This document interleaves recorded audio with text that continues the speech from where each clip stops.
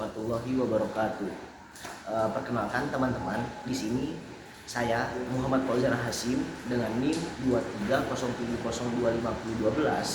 Di sini saya ingin mengerjakan tugas dari mata kuliah Ekonomi Makro Islam, yaitu tugas ujian akhir semester. Di sini saya ingin mengambil judul ataupun tema, yaitu pengangguran dan kesempatan kerja. Yang dimana di Indonesia itu sendiri banyak sekali angka pengangguran gitu, dan minimnya lapangan pekerjaan gitu. Jadi banyak masyarakat luas yang ada di Indonesia ini itu jadi pengangguran gitu. Jadi karena adanya minimnya lapangan pekerjaan kayak PHK segala macam, jadi orang tuh pengangguran gitu. Jadi yang tadinya orang giat untuk bekerja, untuk mencari nafkah, untuk mencari uang ataupun mencari finansial dan untuk memutarkan ekonomi itu sendiri, ya kan. Nah, dengan adanya kebijakan pemerintah itu sendiri, jadi banyaknya pengangguran dan lapangan kerja itu minim di Indonesia seperti itu. Oke, selanjutnya di sini saya ingin memberikan kasus real dari pengangguran dan kesempatan kerja dalam pandangan syariah itu sendiri. Nah, jadi pengangguran masih menjadi persoalan struktural di Indonesia, khususnya di kalangan usia produktif dan generasi muda. Meskipun pertumbuhan ekonomi nasional relatif stabil, penciptaan lapangan kerja belum mampu menyerap seluruh angkatan kerja. Hal ini diperparah oleh ketimpangan keterampilan, urbanisasi, dan ketergantungan pada sektor informal. Selanjutnya, dalam perspektif ekonomi Islam, pengangguran tidak hanya dipandang sebagai masalah ekonomi semata, tapi juga masalah sosial dan moral, karena Islam menekankan nilai kerja dan produktivitas dan kemandirian ekonomi.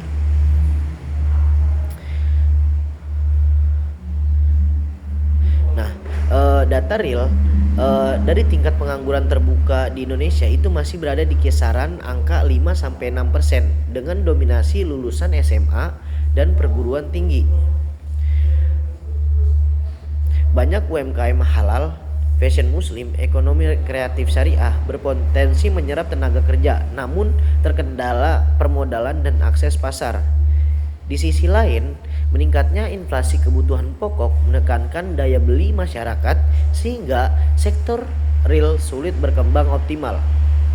Nah, yang kedua itu analisis dari teori ekonomi makro Islam, yaitu tentang pengangguran dan kesempatan kerja. Yang pertama tuh kewajiban bekerja, al-amal, yaitu Islam mendorong setiap individu yang mampu untuk bekerja dan melarang sikap malas serta ketergantungan. Nah, peran negara, negara bertanggung jawab menciptakan iklim ekonomi yang adil, membuka lapangan kerja dan memastikan distribusi kesejahteraan. Ekonomi berbasis sektoril, Islam menekankan aktivitas ekonomi yang produktif, bukan spekulatif, sehingga penciptaan kerja menjadi tujuan utama. Nah, dari instrumen distribusi syariah, zakat, infak, sedekah, dan wakaf, produktif berfungsi sebagai alat stabilisasi ekonomi dan pengatasan pengangguran yang ada di Indonesia itu tersebut. Nah, analisis dampak ekonomi yaitu ada di pendapatan. Pengangguran menyebabkan rendahnya pendapatan rumah tangga, memperbesar kesenjangan sosial, dan menurunkan kualitas hidup. Terus yang kedua ada konsumsi. Dalam Islam, konsumsi harus seimbang. Namun, pengangguran memaksa masyarakat mengurangi konsumsi bahkan kebutuhan dasar itu sendiri. Terus selanjutnya yaitu investasi. Kurangnya pembiayaan berbasis syariah untuk sektor produktif menghambat penciptaan lapangan kerja baru. Nah, selanjutnya itu ada pasar barang dan jasa, yang dimana pasar halal memiliki potensi besar tetapi belum dioptimalkan sebagai mesin penciptaan lapangan kerja nasional, seperti itu. Nah, selanjutnya aspek syariah dan etika larangan riba. Sistem bunga membebani pelaku usaha kecil. Pembiayaan syariah berbasis bagi hasil lebih adil dan mendorong ekspansi usaha, menghindari goror dan spekulasi. Islam menolak aktivitas ekonomi tidak produktif yang tidak menciptakan nilai tambah dan lapangan kerja. Keadilan sosial itu menjadi Islam menuntut pemerataan kesempatan kerja dan akses ekonomi, bukan hanya pertumbuhan angka makro. Nah, zakat dan maslahat umum itu menjadi dana zakat dapat digunakan untuk program pelatihan kerja, modal usaha, dan pemberdayaan pengangguran produktif. Nah, jadi kesimpulan dari materi ini yaitu pengangguran dalam perspektif ekonomi Islam merupakan persoalan multidimensional yang mencakup aspek ekonomi, sosial, dan moral. Islam menekankan pentingnya kerja, keadilan distribusi, dan penguatan sektor real. Ketergantungan pada sistem ekonomi ribawi dan spekulatif terbukti tidak efektif dalam menciptakan kesempatan yang berkelanjutan.